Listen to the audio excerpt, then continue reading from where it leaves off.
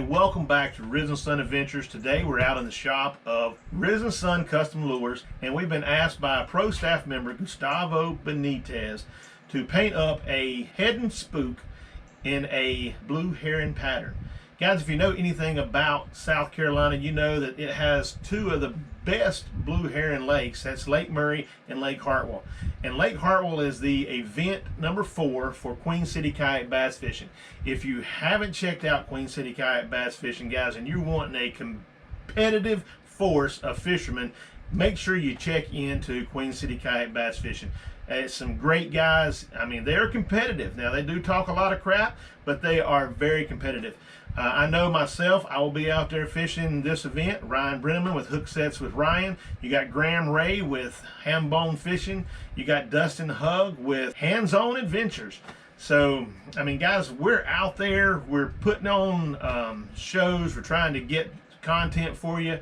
And today we're just doing something a little different. I'm going to actually walk you through how I transfer a bait into something that a customer wants. And what I'm starting out with is, Lord, I mean, it's a tried and true bait.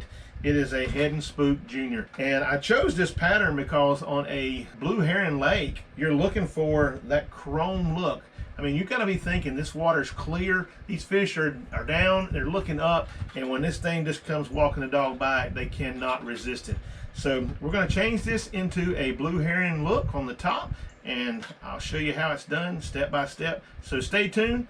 Thank you for stopping by the channel. Make sure you hit that like and subscribe button. Make sure you hit that notification bell for more content like this to come. All right, guys, the first step in doing this process is to take the baits out of the package.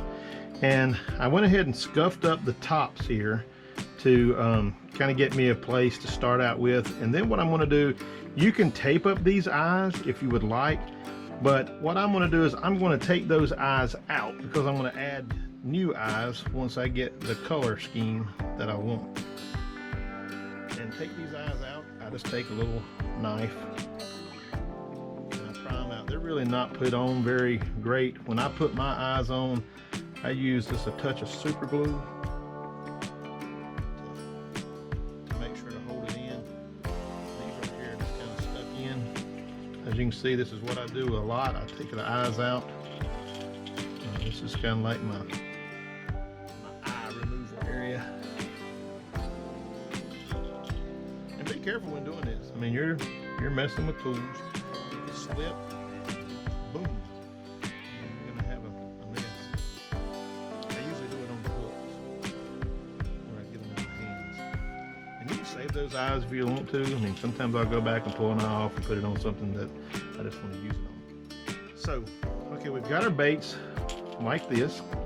Went ahead and scuffed at the top. Now I want this to have a pattern. I want to use this bottom section as my pattern. See how this pattern here works? What they've done with this is they took the chrome, they put some scale masking on it, which is what I'm going to do, and then they sprayed the black over top of it, and that when they pull that masking off, it gives it that look. So that's what I'm going to do with this, because I still want that look on the top with some of that chrome coming through.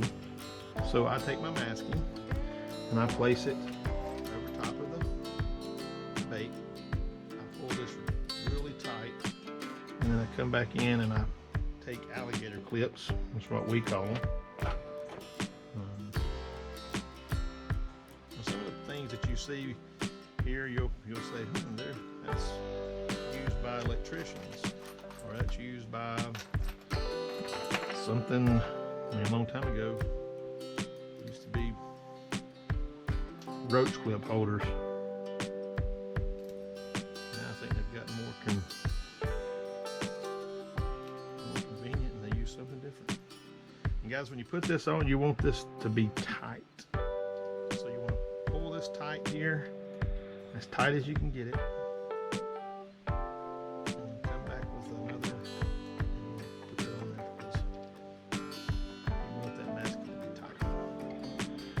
It don't cooperate all the time.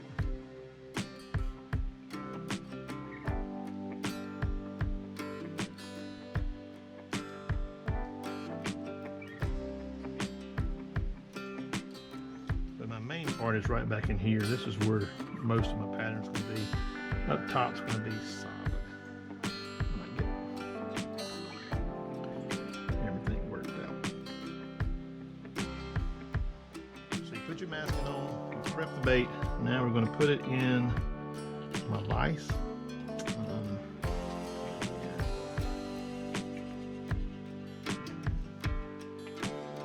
one there is ready for me to lay down some of my first color. So we've got them both prepped. You can see where we're going to do the masking, and then we'll lay on our base coat, which will give me what I'm wanting to do as far as the effect. So hold on guys, and we'll prep together and we'll show you how that's done.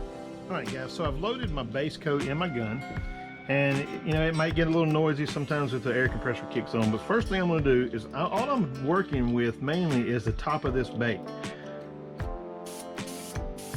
So I'm going to paint my base coat of white. And the reason that I use white is because that's what is going to show this, the next color. It's going to help it to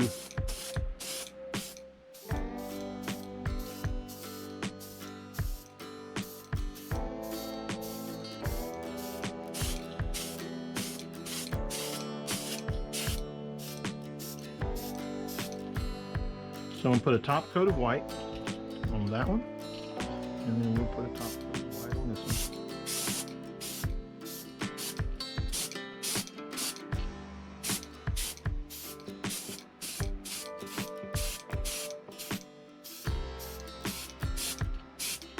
And then guys, what you do, once you do your first colors, we take a hair dryer,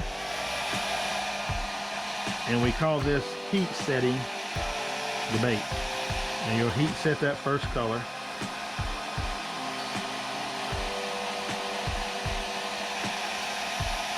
And this is a opaque white.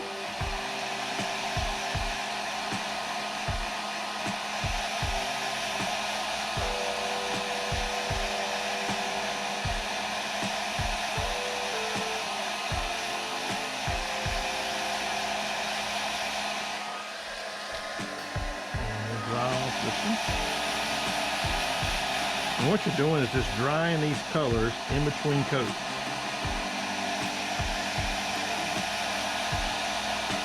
If you were to leave it wet and you took it off, it would actually blend in a little more, but I don't want that for right now.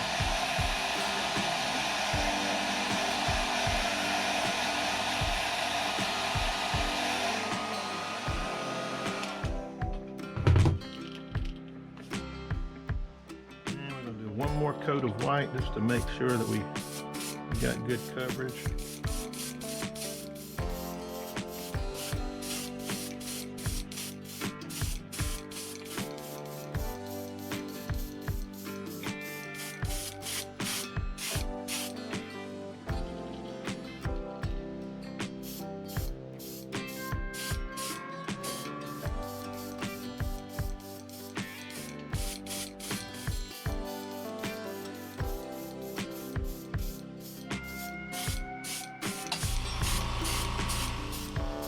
Once that air kicks down low, you'll hear that air compressor come on. So it's going to be a little noisy out here, but that's going to give me the look that I want for the top.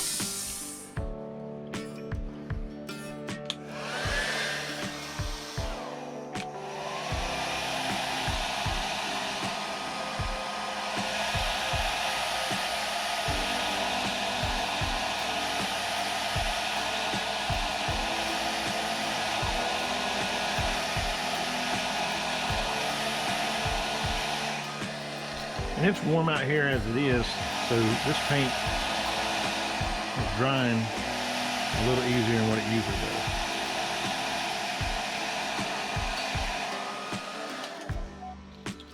All right, the next color I have in my gun is going to be an aluminum, and I'm going to spray it right over the white. And the reason I'm spraying the aluminum is this gives me a little bit of shine up underneath that.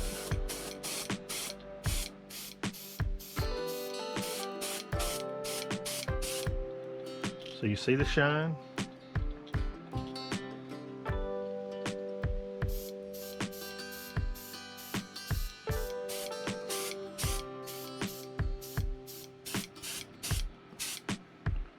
same as that one. And then we will heat. We're not going to heat set that, and the reason I'm not going to heat set that one is because my next color, I want it to actually blend into the silver that I've just put on. So guys, hold on, let me clean the brush and we'll put on the final color. All right, my next color is kind of like it's a color shift, and it is made by folk art. I do use a lot of folk art sometimes, and this one has an aqua flash to it. So a blue heron, when I got to looking at blue herons, they're not blue at all. I mean, they're kind of like a greenish color. Matter of fact, I think I have one over here that maybe that I had done before of the type of color that it kind of looks similar to that right there, with a little bit of pink on the side, as you can see, and that greenish like top.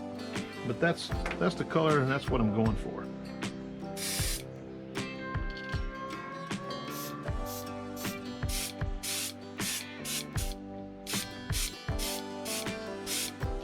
And this here is it's a thin paint,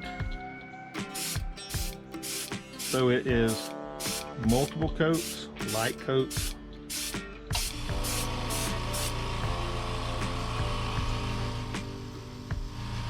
All right, with a couple passes of that blue aqua color, you can see how the color has started to fill in.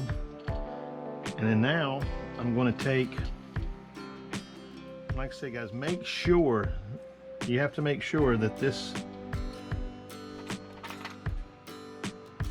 is on there very tight. I mean, it's not going to affect it. I'm going to work on the side, it would. So go ahead and make sure we get tight down there. So we've got the color. You can see both of them look similar. So now what I'm going to do is I'm going to take a little bit of silver and I'm going to go right along this side part right here, just so that when I accent some of that purplish color in there, you'll be able to see it.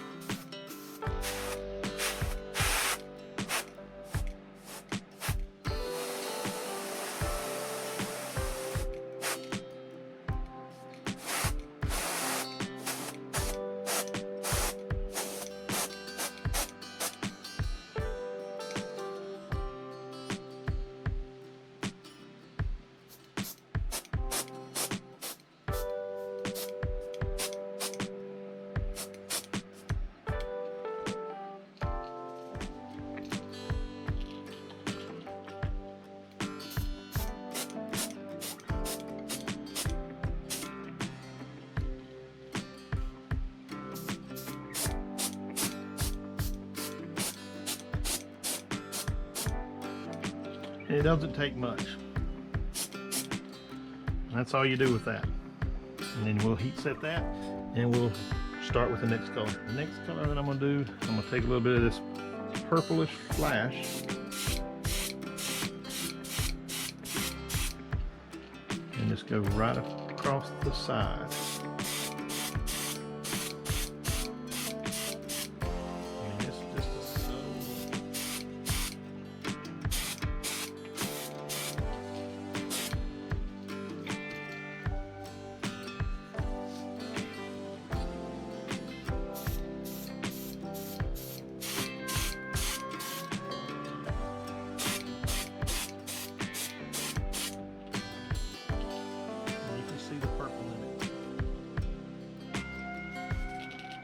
And that's pretty much it for now, guys. What I'll do is I'll heat set, I'll take off the screen, and I'll show you what it looks like, and then we'll lay over a little bit of kind of a whitish pearl, and that's pretty much it for this bait. All right, there's your finished product. That is prior to what it's going to look like once the clear is on it. And guys, I mean, like I said, it's a pretty quick, easy mod. You just took that black, and once you put that clear on there, that's really going to pop. It's going to come back to that shine, and you can see the detail, you can see the gold, and you can see the glitter of the chrome coming through, and you can also see that little purple. But that is my blueback heron pattern, guys. All right, everybody, that's going to conclude our paint session for today. Hope you liked what you saw. I mean, it's really not hard to do. It's just simple pattern. This one here is a simple pattern. It's not like the bluegill pattern or something that gets into a little bit more in depth. But you can see we turned that bait from a black top, silver bottom to what I like to call my blue heron pattern. The eyes make it pop. Once we clear coat this thing, I'm telling you what, it's going to really make it pop even more, and I'll show some pictures of that too later on. But guys, this right here hopefully is going to tear them up on Lake Hartwell in a week. Gustavo Benitez, I know he's going to fish it. He fishes the spook just like Ryan fishes the spook, and it's something that I might pick up as I'm out there working on this year, seeing what I can do. I know Andy Myers was one of our colleagues that fished with us on the tournament trail and lost his life, and we just remember him every time we pick up a spook. So guys, remember to hit that like, subscribe button. Make sure you share the channel, and remember, the sun is always shining, even in the rain. Catch you on the next one, guys.